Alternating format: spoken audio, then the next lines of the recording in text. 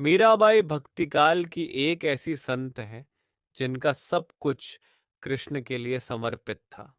यहाँ तक कि कृष्ण को ही वह अपना पति मान बैठी थी। भक्ति की ऐसी चरम अवस्था कम ही देखने को मिलती है। आइए जाने मीराबाई के जीवन की कुछ रोचक बातें। मीराबाई के बालमन में कृष्ण की ऐसी छवि बसी थी कि किशोरावस्था से लेकर मृत्यु तक उन्होंने कृष्ण को ही अपना सब कुछ माना। जोधपुर के राठौर रतन सिंह जी की इकलौती पुत्री मीराबाई का जन्म 16वीं शताब्दी में हुआ था। बचपन से ही वह कृष्ण भक्ति में रम गई थी। मीराबाई के बचपन में हुई एक घटना की वजह से उनका कृष्ण प्रेम अपनी चरम अवस्था तक पहुंचा। एक दिन उनके पड़ोस में किसी बड़े आदमी के यहाँ बारात आई। सभी औरतें छत पर खड़ी होकर बारात देख रही थीं। मीरा भी बारात देखने लगीं। बारात को देख मीरा ने अपनी माता से पूछा कि मेरा दूल्हा कौन है। इस पर उनकी माता ने कृष्ण की मूर्ति की ओर इशारा करके कह दिया कि यही तुम्हारे दूल्हा हैं। बस ये बात मीरा के बालमन में एक गांठ की तरह बंध गई। मीरा ने गुरु के बारे में कहा है कि बिना गुरु धारण किए भक्ति नहीं होती। भक्तिपूर्ण इंसान ही प्रभु प्राप्ति का भेद बता सकता है। वही सच्चा गुरु है। स्वयं मीरा के पद से पता चलता है कि उनके गुरु रैदास थे। बाद में मीराबाई की शादी महाराणा सांगा के पुत्र भोजराज, जो आगे चलकर महाराणा कुंभा कहलाए, से कर दी गई।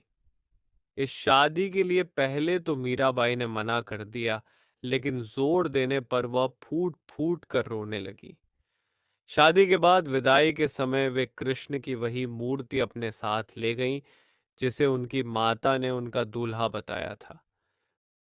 ससुराल में अपने घरेलू काम-काज निपटाने के बाद मीरा रोज कृष्ण के मंदिर चली जाती और कृष्ण की पूजा करती, उनकी मूर्ति के सामने गाती और नृत्य करती। उनके ससुराल वाले तुलजा भवानी यानी दुर्गा को कुलदेवी मानते थे। जब मीरा ने कुलदेवी की पूजा करने से इनकार कर दिया, तो परिवार वालों ने उनकी श्रद्धा भक्ति को मंजूरी नहीं दी। मीराबाई की ननद उदाबाई ने उन्हें बदनाम करने के लिए उनके खिलाफ एक साजिश रची। उसने राणा से कहा कि मीरा का किसी के साथ गुप्त प्रेम है और उसने मीरा को मंदिर में अपने प्रेमी से बात करते देखा है। राणा कुंभा अपनी बहन के साथ आधी रात को मंदिर गया। वह मंदिर का दरवाजा तोड़ कर अंदर पहुंचा और देखा कि मीरा अकेले ही कृष्ण की मूर्ति के सामने परम आनंद की अवस्था में बैठी मूर्ति से बातें कर रही थी और मस्ती में गा रही थी। राणा मीरा पर चिल्लाया, मीरा, तुम जिस प्रेमी से अभी बातें कर रही हो उसे मेरे सामने लाओ। मीरा ने जवाब दिया, वह सामने बैठा है, मेरा स्वामी नैनशोर, जिसने मेरा दिल चुराया है। और वह समाधि में चली गई।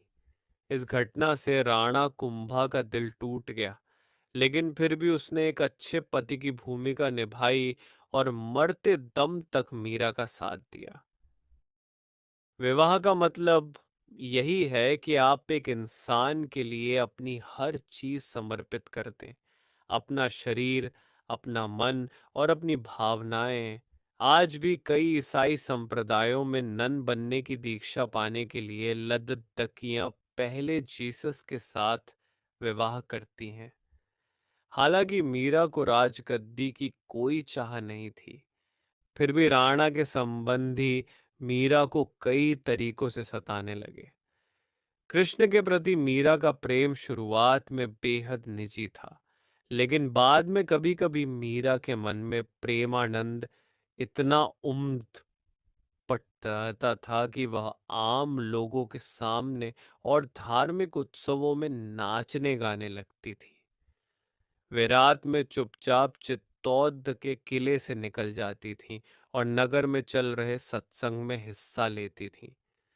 मीरा का देवर विक्रमादित्य, जो चित्तौद नगर का नया राजा बना, बहुत कठोर था।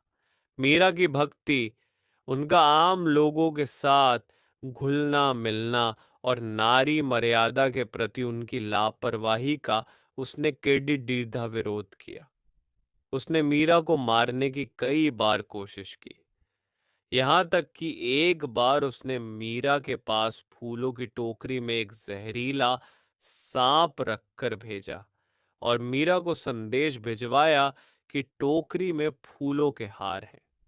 ध्यान से उठने के बाद जब मीरा ने टोकरी खोली तो उसमें से फूलों के हार के साथ कृष्ण की एक सुंदर मूर्ति निकली। राणा का तैयार किया हुआ कांटों का बिस्तर भी मीरा के लिए फूलों का सेज बन गया जब मीरा उस पर सोने चली। जब यातनाएं बर्दाश्त से बाहर हो गईं, तो उन्होंने चित्तौद छोड़ दिया।